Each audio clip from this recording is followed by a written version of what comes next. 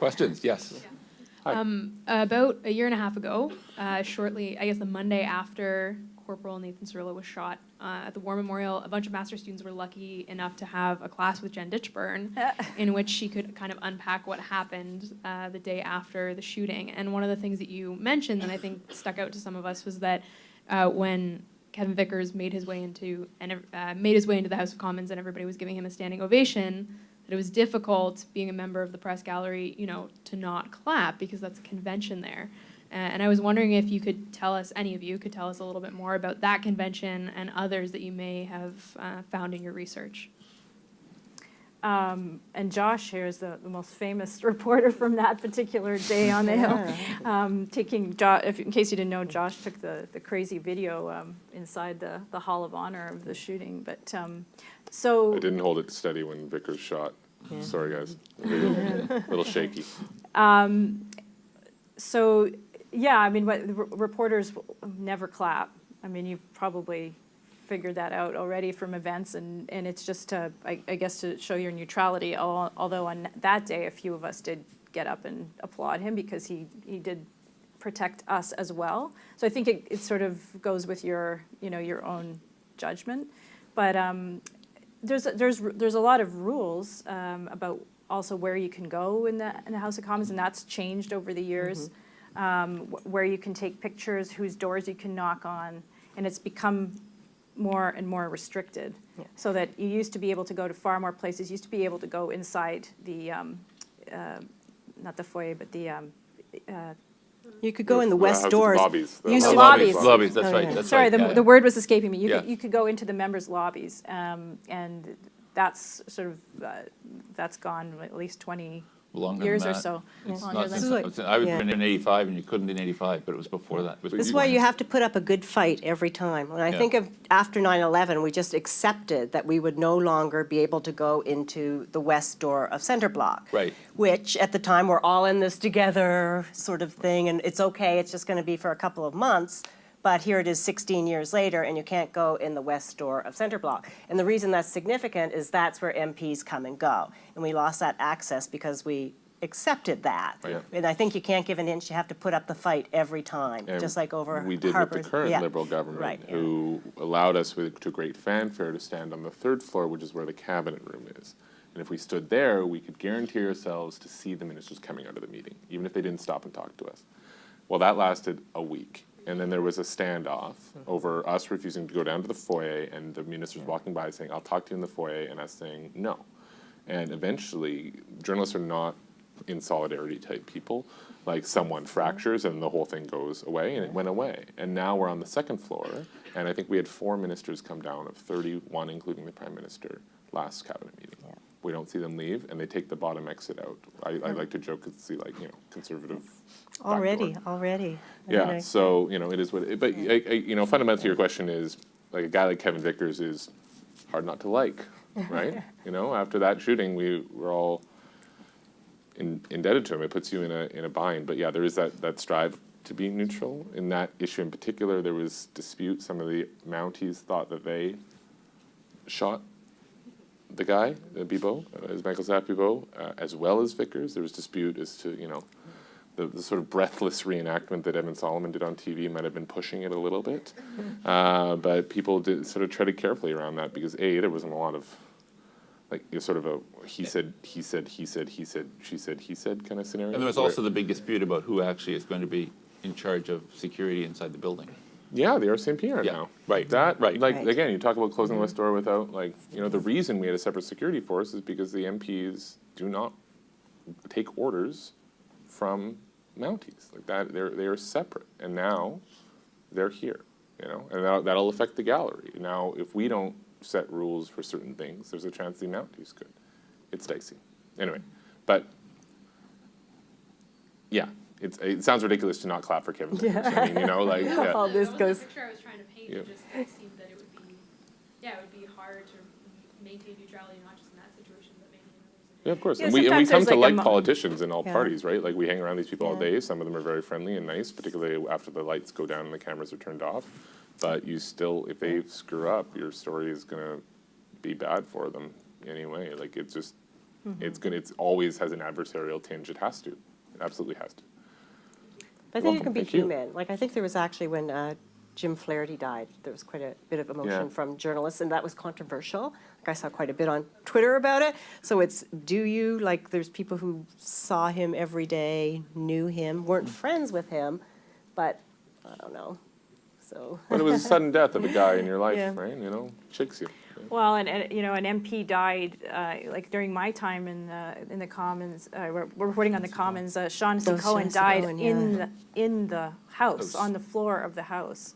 So, and I think you know, people are human beings. That's actually one thing that drove me a bit crazy over the last 10 years was I think that people lost that civility on the Hill of that, you know, we're all here to do a job and Yeah. treating each other with mutual respect, and instead of sort of trying to vilify the media as, you know, I think that part was lost. Anyway. Anyway, yeah. Thank you for your question. Chelsea. Hi. Hi. I'm just wondering, I know that over the years, there's been a bit of a debate or a bit of nerves, I guess, around whether or not the hot room will be turned into a committee room. And I know with the impending construction in Center Block, I guess that fear is kind of coming up again. So it's kind of a twofold question that, first of all, do you think that's possible? Do you think that could happen? Or do you have faith that the hot room will go back to that location? And then why is that location so important for the Parliamentary Gallery? I don't know, enough about it. I can say that, yeah, I think it's very important. It's the only place that the gallery has that's actually in the center of action. And it's something that you wouldn't want to give up, but I don't know enough about the issue of it possibly being, I think it's Lost, still being yeah. negotiated with Public Works. But, you know, I think we need, you know, the gallery needs to recruit support from the politicians, from the MPs. The room, and have you been in? Yeah. So it was purpose-built for the gallery. When it opened, the buildings reopened in 1920, and it was made for the gallery. The furniture was given to the gallery. I can't imagine how they could get away with repurposing it. It's strategically situated between the Senate and the Commons galleries. And so I Kind of think it long would and narrow be, for a committee room anyway. yeah, would think. well, I think they'd probably make it into, I you know, think the optics offices. of Yeah. kicking the media off of Parliament Hill would just be so outrageous, I can't imagine, but there's a lot of things I can't imagine and they For can't this pass, for this so- government in particular, would right? be- They've sort of put the chips on the table on openness and transparency. It would be a little Yeah. bit critical. I think one big difference that the hot room makes is for small organizations. That's where rubber hits the road. CTV can afford to pay for a bureau, but smaller organizations have their correspondence in the hot room because that's the only way they can cover Parliament Hill. And I'm sure they'd find some other way to do it, but you can make the argument that closing the hot room is barring smaller publications from covering the federal government. And I think that is a huge ethical problem. So I think that would be an argument against it too. But the short answer is it's not been decided. Right, and That's Yes, right, that's yeah, right. yeah. That's right. The new organizations are in there, and it's also a place where anyone can go to work if you have Yes. to be there in something.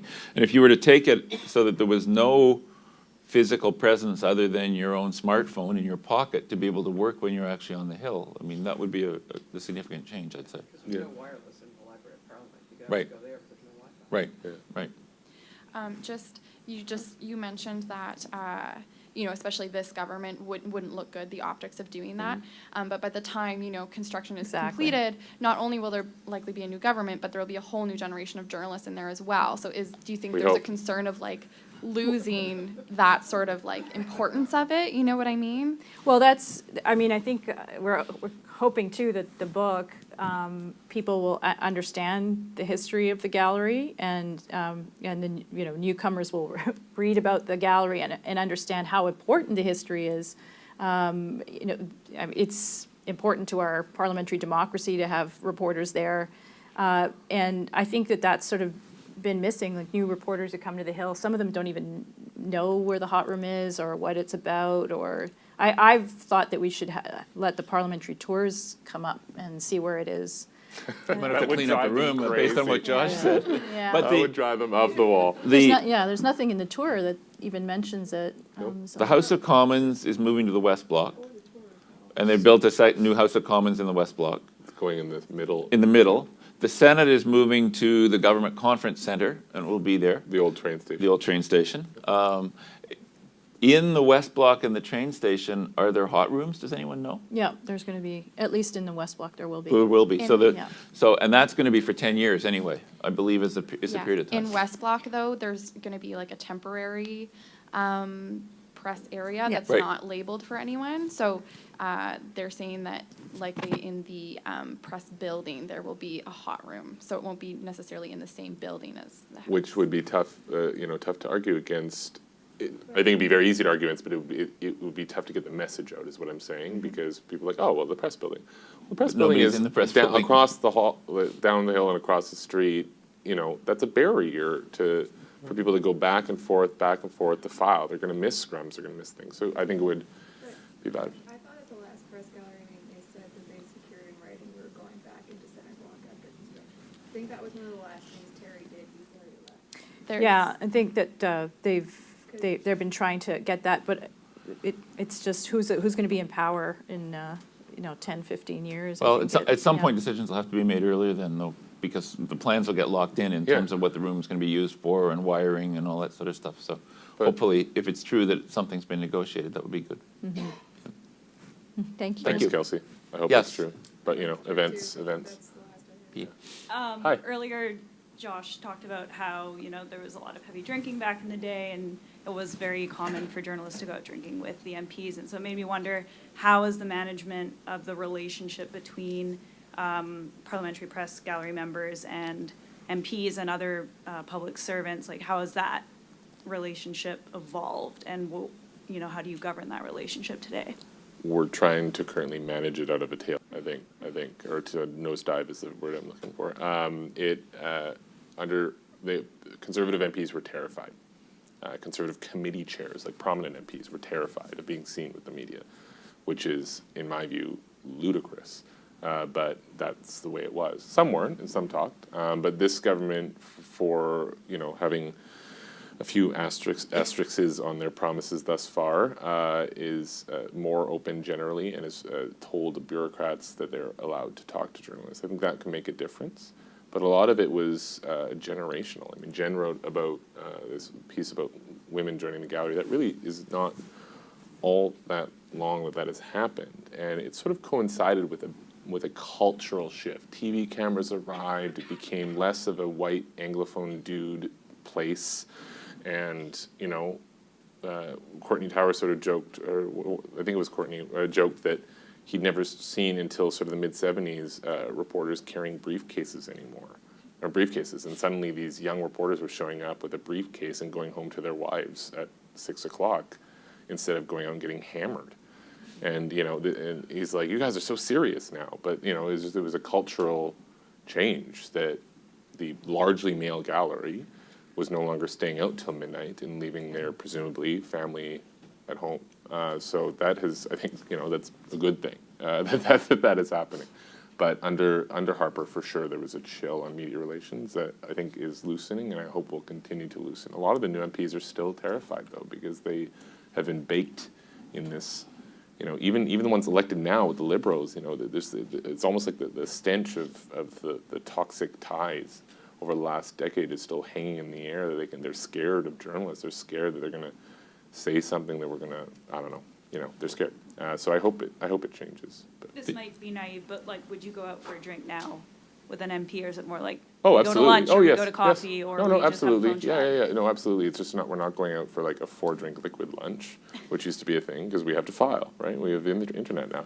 But yeah, no, absolutely. Journalists have relationships with MPs. We're striving to do that. Our job is to convey information. The more MPs we know, the better. I don't see it as like an ethical barrier to meet with an MP, even off the record. I don't know anyone that would. But No, you want to. The idea is the that it's maximum professional. number. The idea is that it's professional, though, not a striking up a friendship so much. I don't know if you guys agree with that. yeah, but we that's we what have I charity tend to basketball think, tournaments yeah. where we play against them. That But kind of that's- thing, yeah. right? It's there are friendships when the lights go down. It's not like we absolutely can't talk to these people. I think a big difference that Josh hasn't directly made reference to, but other people have lots of times, is things change when the House stops sitting at night. And nighttime sittings were a time when people, they'd sit till 10 or 10:30 at night, and when you're not in the house and if you're a reporter covering it, well, what did they end up doing? They ended up doing a lot of drinking and things like that together. But that ended early 1980s. And also what happened in the early 1980s was, as Josh has suggested, there was a big change in the gallery in that there was a lot more women, not just a few, and a turnover in people, so that a lot of people that were there had families, and frankly, the press gallery wasn't or the press club wasn't necessarily all that great a place to go to later in the evening if you sort of could find somewhere else to go. It was okay, but it was kind of dark and didn't kind of fit the change of The press club used to be Yeah, this purpose-built bar. Right, Yeah. which And it was off closed the about record. 10 years Right. ago. And you had to either be a gallery member or be with a gallery member to go. It closed 10 years ago because Public Works called the rent, and we apparently hadn't been paying the rent. And also I think the club was in financial problems by that that's point, one way too. to Yeah. put it. It was, so, it was also strictly off the record. Now, you don't have a strictly off the record place. Sure, you might, agree to meet a journalist at, I guess High is closed now, that was another big one, but the Met or whatever. And every time you're like, wait, is this an interview? What's going on? What's the deal? Like, so we've lost sort of the go-to places. I don't think too many people are weeping over the lack of the roast beef dinner on Fridays at the press club. We've lost these sort of go-to places that I think have helped that sort of fade away. But like I say, it's a good thing. Like what we had was a particular class of people hanging out and congregating at all hours of the day.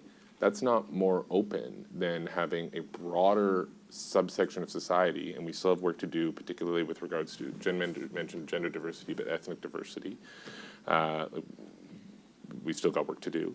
But I think it's better to have a broader subsection, cross-section rather, of Canadians represented in the gallery, not just white Anglophone men, who are covering it in a more, I would say, holistic way, multifaceted way, rather than just going out and getting hammered with their equally white Anglophone MP buddies at night.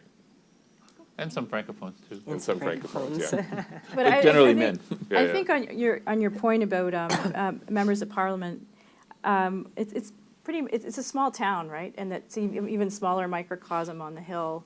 And over time, so I was there 18 and a half years, but there are definitely members of parliament who I know who the names of their kids and their wives, and I like talking to them. And you're always trying to find the balance between those kind of friendships and affinities that build over time, and mutual respect, and your obligation to cover the news, which can sometimes be uncomfortable if you have to end up covering something that's not flattering to the person that you have some sort of a friendship or acquaintance with. So it's always a balancing act, but I think it's fairly impossible to spend an extended amount of time on the Hill without getting to like some certain members of parliament and getting to know them.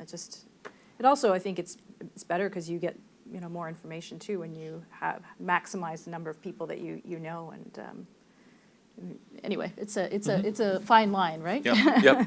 Last two questions, This and then goes we'll wrap back- up the evening. This goes back actually to the press gallery and Chris's idea of let's put everything on the web Mm-hmm. or whatever.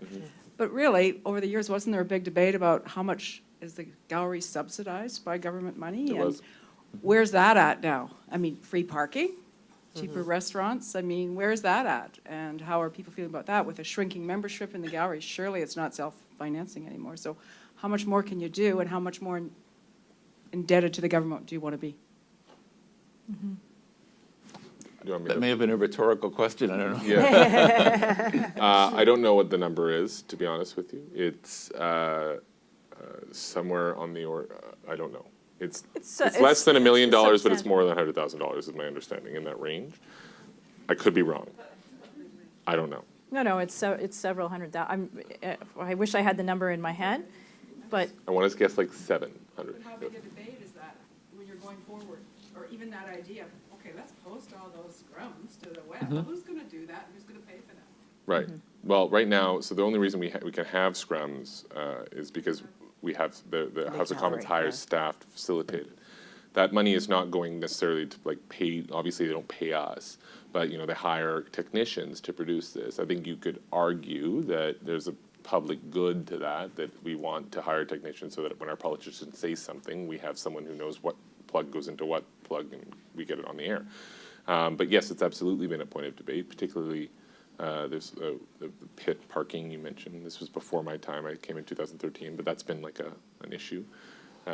But I think journalists always err on the side of transparency, so it's not something we would really, and I don't think anyone's trying to bury it, but honestly, I arrived in 2013 and I don't think it's been a simmering issue even under the Conservatives, who took a lot of opportunities to bash the press gallery on the head. So I don't sense a movement that they're looking to save however many $100,000 by cutting off the technicians who allow us to broadcast. But I guess you could argue that the hot room is rent too, right? But And I don't think necessarily people realize that, that the taxpayer pays for elements of the staff of the press gallery. But, I mean, it started way, like, back in the 1800s. They needed a messenger to carry messages between the politicians and the gallery. I think it's still, the rationale for that expense is because the members of Parliament need a way to hold their press conferences in an orderly fashion, their press conferences and question period, and that everything flows. How do they get their news releases out? They I think benefit it's- from that too. Well, I think it's all about, the reason they spend the money is because it's a service for them. Yes. Yeah. Rather than necessarily, I mean, And interest groups, it right, is a who service for use us, it but, to set up press releases and, the Canadian Association of whatever, yeah. send out their press releases from it. Yeah, it's a good question. I don't know. But parl.gc.ca does now streaming video of almost everything. Committees, right. So in a sense, they're doing what you propose. And I actually think it's the broadcasters that are pooling the funds to do the daily scrums. And it's probably, they would probably be the gatekeepers of whether that ever becomes available to. It's theirs, yeah. We used to get The live feeds. Used to get a like a trunk of stuff, like paper and pens and various supplies of stationery when you arrived. We don't get a trunk anymore, so there were some cuts. Of course. Yeah. Yeah. Okay, last question, and then we'll have to wrap up for the evening. How does the agreement between yourself and a member of Parliament, off-the-record agreement, serve the public interest, and why would anybody accept it? Why would you accept to have an off-the-record statement from a member of Parliament? It's a good question. Sometimes you're in a position of, do I need information that I'm not going to get any other way? And you agree to speak to someone off the record. This, I think, it snowballed under the Conservatives. And so we got increasingly, the press secretaries would send statements saying off the record, but, the government is proud of its record on whatever. Off the record, no comment. Off the record, no comment. Yeah, that was a very famous one. Off the record, no comment. So that is extreme. But if you flip it, I would say from an MP's perspective, it's sort of a low-risk way to get to know reporters on a witch hunt of some kind.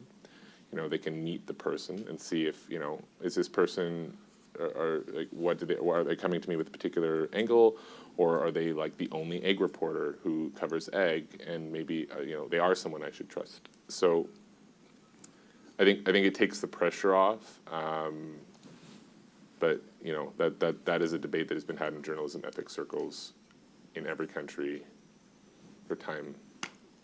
And there are journalists on Yeah. Parliament Hill who have nothing to do, they have nothing to do with off the record. So not as many, but there are some There are that MPs. agree, There yeah. are MPs, that right? they- There are so- MPs who refuse to meet off the record, which is great, but they all have different preferences. My job as a journalist is to talk to as many people as possible and get as much information out into the public as possible. And I will use every avenue I can to do that. Because ultimately something off the record could be on the record if you can get someone else to confirm it for you or whatever, right? Like, so if they tell you to watch a particular committee because something's going to happen there or something. I will try to use every tool at my disposal to get something on the record. That's exactly it. That's exactly it. It's something that can become something at some time. So what short-term purpose does it serve? Maybe nothing, but what long-term purpose does it serve? I don't think I think it could serve a greater purpose in the end than what you're giving up in the short term. There's a power imbalance too, right? They hold 9 out of 10 of the cards in every hand we're playing. And so if I say, no, I'm not, I cover beat X and I'm not going to speak off the record to anyone on beat X, only be on the record, and they'll say, fine, we won't talk to you. Well, good luck covering beat X, you know? You got to weigh it all, I think. But, yeah.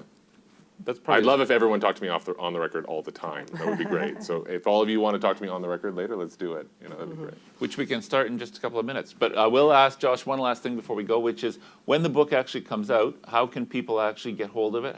Where is it going to be? If you know gallery members, you can, the gallery will be selling some directly, but the main way, our publisher is the Hill Times, which is also a gallery member. It's being printed by an Ottawa area publisher. We're very proud of that. And so the Hill Times will be selling it through their website. That is the best way to do it. Pardon me? In May, if I meet my last deadline. And we can How expect much is some it? sort of events around that. It is on in the and Hill or around, wherever. I believe, $40 for a hardcover book, which is great. That is Oh, a- and then you should check out the Facebook page if you haven't. Oh, yes. It's like the great, title, great fun. The title is Sharp Wits and Busy Pens, which is a quote from a, I believe, 74. 1874 article on the Press Gallery, sort of the first story we could find written about the Press Gallery. And they made reference to the sharp wits and busy pens of the gallery, which I think is a statement that is at least half true in my case. And with Fred's involvement, it's quite rich in photos, I take it too. It is, quite yeah, a rich. yeah. So now I need to decide which babies to kill, you know, Okay. which words to kill, which photos to kill. But yeah. Just today I got the first tentative layout of it, but I haven't even looked at it yet. So you don't get to look at it yet because it could be terrible, it could be great. I don't know. So thank you very much for coming out this evening, and thank you to our panel, Jennifer, Josh, and Dennis. Sure, thank you. And I think we'll all hang around for a bit afterwards The if J anyone wants to Squad. talk. And I'm just joking, by the way. I'm sure the book is great. It's going to be great. It's going to be great. I would encourage. I hope you all get a chance to read it one way or another.